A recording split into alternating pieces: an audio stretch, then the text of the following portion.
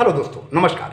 हल्द्वानी उत्तराखंड से मैं डॉक्टर राम सेवक वर्मा अपने चैनल होम्योपैथी सिंप्लीफाइड में आपका स्वागत करते हैं। दोस्तों, आज के इस एपिसोड में हम बात करते हैं उस बीमारी के बारे में जो आजकल के भागदौड़ भरे युग में बहुत तेजी से फैल रही है। अनियमित जीवन शैली के चलते फैल रही इस बीमारी का नाम है डायबिटीज मेलाइटस। आम बोलचाल की भाषा में इसे शुगर की बीमारी या डायबिटीज कहा जाता है। दोस्तों, कभी यह बीमारी राजाओं को होती थी, इसे राजरोग कहा जाता था। यानी बहुत उच्च आय वर्ग के लोगों को ये बीमारी हुआ करती थी, जो लोग बहुत विलासितापूर्ण जीवन बिताते थे। लेकिन आज के दौर में, आज के इस युग में ये गांव, शहर, अमीर, गरीब सबको बीमारी हो रही है। हम लोगों के पास भी, यानी डॉक्टरों के पास भी गांव से तमाम लोग इस बीमारी के इलाज के लिए आ रहे हैं। दोस्तों, डायबिटीज जो है ये मेटाबॉलिक डिसऑर्डर से संबंधित कई बीमारियों का एक समूह है। इसमें कई बीमारियाँ एक साथ होती हैं, जैसे ब्लड प्रेशर है यानी हाइपरटेंशन है, स्ट्रेस है, तनाव है, डिप्रेशन है यानी अवसाद है। इसके अलावा liver disorder, heart disorder, kidney disorder, तमाम तरह की बीमारियां हैं जो एक साथ होती हैं इस बीमारी में, और सब मिल करके इस बीमारी को जन्म देती हैं। दोस्तों, हम लोग जो खाना खाते हैं उसमें हमारा जो पेट है और हमारी छोटी इंटेस्टाइन है, ये एनर्जी को सोख करके, एनर्जी को जो सोखती हैं वो एनर्जी ग्लूकोज के फॉर्म में होती है, यानी एक तरह के शुगर के फॉर्म में होती है। इस एनर्जी को सोख करके वे हमारे ब्लड में सीधे भेज देती हैं। जब हमारे ब्लड में ग्लूकोज का लेवल बढ़ जाता है, यानी शुगर का लेवल बढ़ जाता है, तो हमारे लीवर के नीचे एक अंग है पैंक्रियाज, ये एक हार्मोन रिलीज करता है, इंसुलिन। ये हार्मोन जो हमारे खून में पहुंचता है तो ये हमारी सेल्स को, ये जो एनर्जी है ये रिसीव कराता है।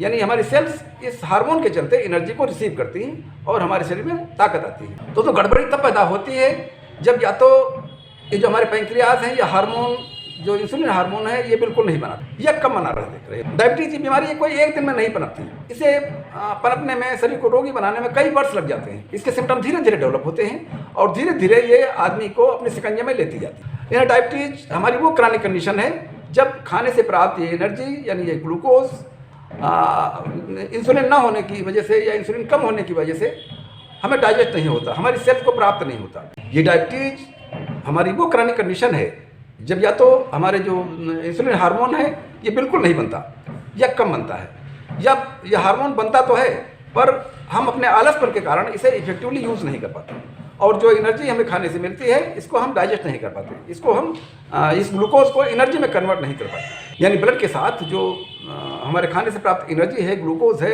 ये सर्कुलेट होता है, पर हमारी जो सेल्स के एनर्जी रिसेप्टर्स हैं ये अपने आलसपन के कारण इस एनर्जी को रिसीव ही नहीं करते, और यह एनर्जी ब्लड से निकल करके सीधे किडनी में जा करके वहाँ फिल्टर होकर के वेस्ट के साथ, यानी ये यूरिन के साथ बाहर निकल जाती है, और हमारे शरीर को जो एनर्जी मिलनी थी वो नहीं मिल पाती। इसे इस तरह से भी समझा जा सकता है कि जो इंसुलिन हार्मोन है ये हमारी शरीर की सेल्स के दरवाजे खुलवा करके, और उसमें जो एनर्जी सर्कुलेट हो रही खून के माध्यम से, तो ये सेल्स के दरवाजे खुलवा करके उसमें एनर्जी जो है रिसीव करवाते हैं, ये रिसीव करवाने का काम करते हैं। यदि एनर्जी हमारे शरीर को नहीं मिल पाई तो हमें लगातार थकान महसूस हो जाएगी और हमारे जो अंग हैं वो सभी अंग प्रॉपर्ली काम नहीं करेंगे। दोस्तों, ये जो एनर्जी है, ग्लूकोज है, एक तो हमारे भोजन से प्राप्त होता है, दूसरा ग्लाइकोजन जो है ये हमारे लीवर में स्टोर रहता है। ये उस स्थिति में हमारे काम आता है जब या तो हम व्रत की स्थिति में हो या हमें खाना न मिल रहा हो। जब हमें व्रत की स्थिति में होते या खाना नहीं मिलता है तो हमारा लीवर इसी ग्लाइकोजन को ग्लूकोज में कन्वर्ट करके हमारे ब्लड में भेजता है, और जो हमारे ब्लड का शुगर लेवल है वो नॉर्मल लगता है। डायबिटीज की इस बीमारी में हमारे ब्लड में शुगर के लेवल सामान्य से काफ़ी ज़्यादा बढ़े हुए होते हैं। इसके लक्षणों के बारे में बात करें तो पहला लक्षण तो यह है कि खूब प्यास लगती है, बार बार पेशाब के लिए जाना पड़ता है, खूब भूख लगती है, लगातार थकान महसूस होती है, बिना किसी कारण के शरीर का वजन गिरता है, शरीर चिड़चिड़ापन बना रहता है। इसे ब्लड विजन हो सकता है, यानी हमें धुंधला दिखाई पड़ सकता है, हाथ पैरों में झंझनाहट या सुनपन महसूस हो सकता है। पुरुषों में सेक्सुअल इनेबिलिटी यानी इरेक्टाइल डिसफंक्शन की दिक्कत हो सकती है। किसी महिला को लंबे समय से डायबिटीज है तो उसमें अलग तरह के सिम्टम आएंगे, उसमें पीरियड लॉस हो सकता है, फंगल इन्फेक्शन हो सकता है या ईस्ट इन्फेक्शन हो सकता है, रूखी सूखी त्वचा होगी और लगातार बार बार यूटीआई की स्थिति होगी, यानी यूरिनरी ट्रैक इन्फेक्शन होगा, यूरिन में बार बार इन्फेक्शन होता रहे, बार बार इसमें इन्फेक्शन हो सकता है, इसमें लगातार बैक्टीरियल और फंगल इन्फेक्शन होते हैं और शरीर में खुजली बनी रहती है। मतलब डायबिटीज में कोई ना कोई स्किन का जो डिसऑर्डर है वो लगा ही रहता है। शरीर में कोई छोटा मोटा घाव है, छोटे फोड़े फुंसी हैं तो जल्दी हील नहीं होती। इसमें लगातार डिप्रेशन, तनाव और स्ट्रेस बना रहता है। जिन लोगों को डायबिटीज होती है उनके शुरुआत में जो लक्षण आते हैं उसमें इंसुलिन रेजिस्टेंस के लक्षण आते हैं। इसमें गर्दन में और बगल की स्किन काली होगी, अगर मेल हैं तो उनमें इरेक्टाइल डिस्फंक्शन की दिक्कत शुरू हो जाती है, और अगर महिलाएं हैं तो उनमें ईस्ट इन्फेक्शन की दिक्कत होती है और एब्सेंट पीरियड होते हैं, यानी पीरियड बीच बीच में मिस कर जाते हैं, नहीं होते। इसके कारणों के बारे में बात करें कि ये होता क्यों है, तो इसका सबसे बड़ा कारण तो जेनेटिक फैक्टर है, हमारी फैमिली हिस्ट्री है। यदि हमारे माता पिता को शुगर थी तो ये बहुत संभव है ये हमें भी हो सकता है। जिन लोगों का वजन ज़्यादा होता है, यानी उनका BMI 25 के ऊपर होता है। BMI का मतलब है body mass index. World Health Organization ने एक बॉडी मास इंडेक्स का फार्मूला डेवलप किया है। वो फार्मूला है weight in KGs divided by height in square metre.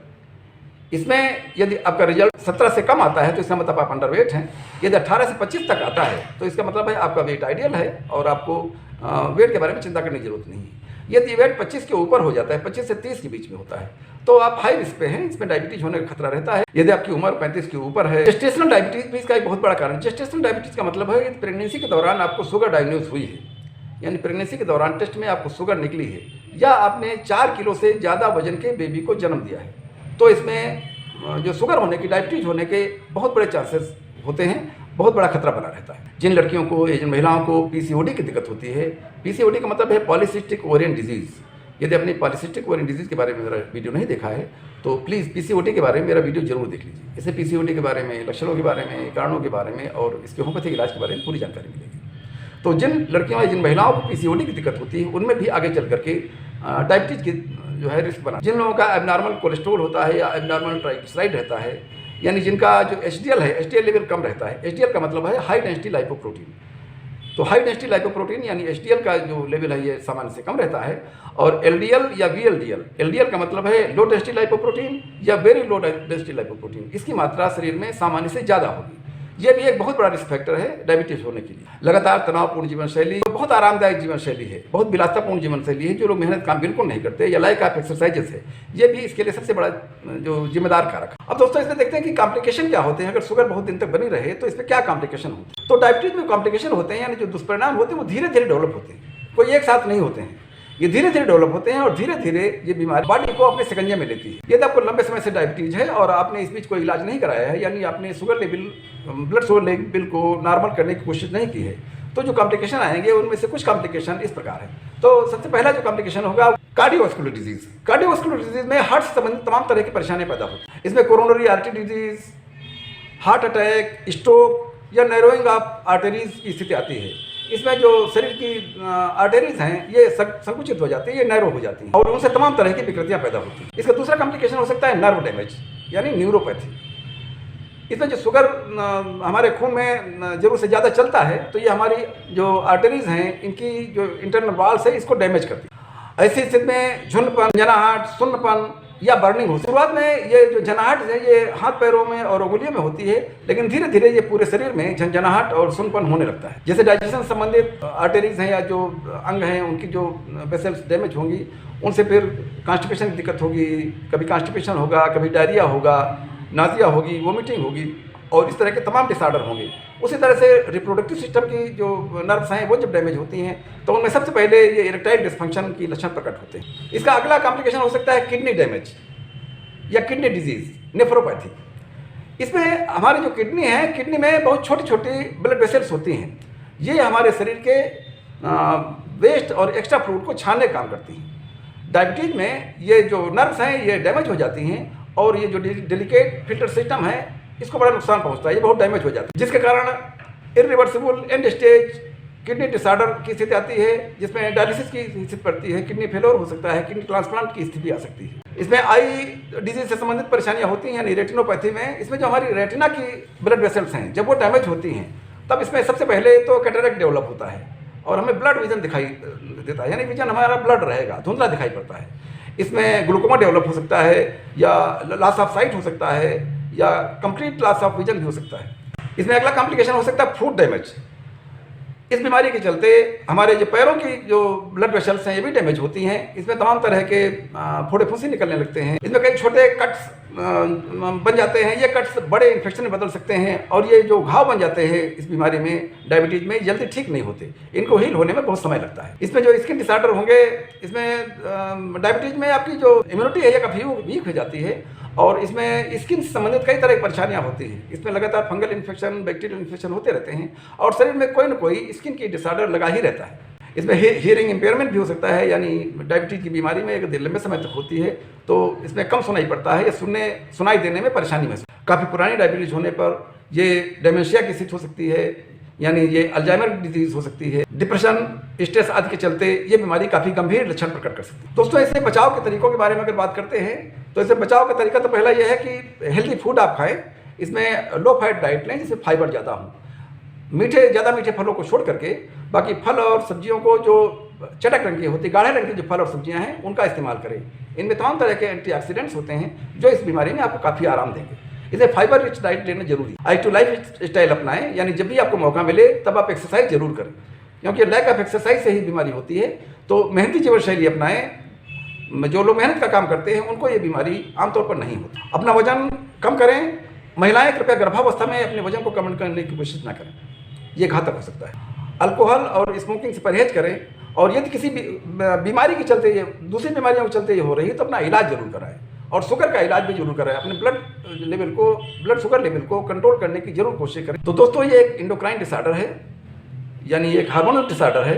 इसका यदि शुरू में इलाज करा लिया जाएगा, शुरू में यदि आदमी सीरियस होकर के इसका इलाज करा लिया तो ये पूरी तरह से ठीक हो जाता है।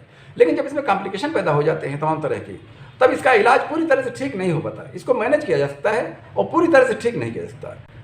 तो इसमें जो होम्योपैथी दवाइयाँ हैं ये काफ़ी असरदार हैं। शुरू में इनका इलाज कर लिया जाए डायबिटीज़ का तो ये काफ़ी कारगर हैं, ये पूरी तरह से इस बीमारी को ठीक कर सकती है। लेकिन यदि कॉम्प्लिकेशन बहुत ज़्यादा डेवलप हो गए हैं और तमाम विकृतियाँ शुरू हो गई हैं, तब इस बीमारी को जड़ से ठीक करना मुश्किल होता है, केवल मैनेज किया जा सकता है। तो हम इस बीमारी में जो अपने होम्योपैथी दवाइयाँ देते हैं उनमें सबसे पहली दवाई होती है रेक्वेक जर्मनी की R40 नंबर का एक ड्राप आता है। इस ड्राप की आधे कप पानी में 10-10 बूंद दिन में 3 बार देना है। इसकी दूसरी दवाई होती है डाइबोनल की 1/4 कप पानी में 20-20 बूंद डाल करके दिन में 3 बार देना है। ये भी शुगर लेवल को नॉर्मल करेगी। इसमें एक हम मदर टिंचर का कम्बिनेशन देते हैं। इसमें 4 मदर टिंचर होती है। पहली मदर टिंचर होती है सिजीजियम जम्बोलिना मदर टिंचर, दूसरी मदर टिंचर होती है सेफेलेंद्रा इंडिका मदर टिंचर, तीसरी मदर टिंचर होती है एब्रोमा अगुस्टा मदर टिंचर, और चौथी मदर टिंचर होती है जिमनेमा सिल्वेस्टा मदर टिंचर।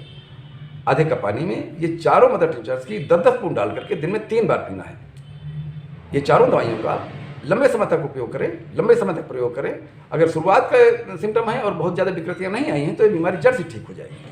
लेकिन यदि विकृतियाँ आ गई हैं तब भी इन दवाइयों से इस बीमारी को मैनेज किया जा सकता है। अपने खाने पीने में और एक्सरसाइज करने में ध्यान दें कि मेहनती जीवन शैली अपनाएं और ये बीमारी फिर जड़ से ठीक हो जाए। तो दोस्तों, ये था मेरा वीडियो डायबिटीज के बारे में। यदि आपको अच्छा लगा हो तो प्लीज़ लाइक कीजिएगा, शेयर कीजिएगा और सब्सक्राइब कीजिएगा। ठीक है दोस्तों, मिलते हैं अगले वीडियो में। नमस्कार।